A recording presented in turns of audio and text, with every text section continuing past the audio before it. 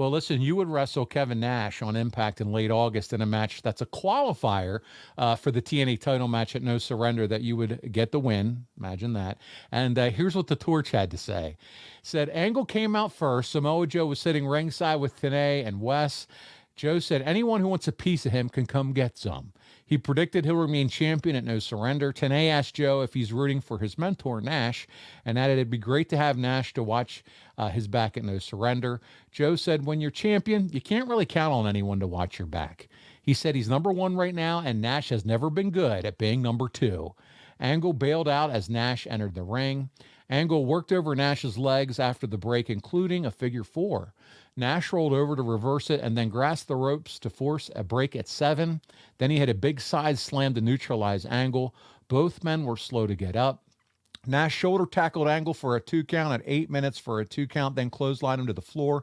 Angle crawled over to the announce table. He slapped Joe in the face and told him to keep his eyes on him. That was out of nowhere. Nash gave Angle a big boot to the face.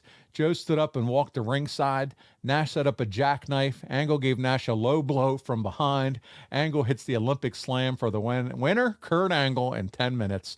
Throwing in that low blow there, Kurt. See what you did there. If you got to beat Kevin Nash, you got to cheat. This is one of the few singles matches, though, that you had with Big Sexy in your career. What did you think? Talk to us about working with Big Kev.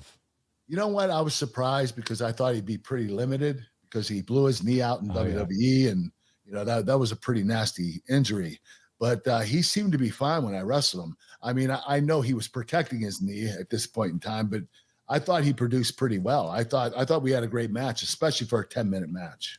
I want to hear about your two's relationship backstage. Did you have lots of good? I mean, he's a conversationalist. There's no doubt about it. If you ever have checked out his podcast, has lots of thoughts, lots of opinions, loves to talk. Yes. Loves to talk. So talk to me about you two and your relationship.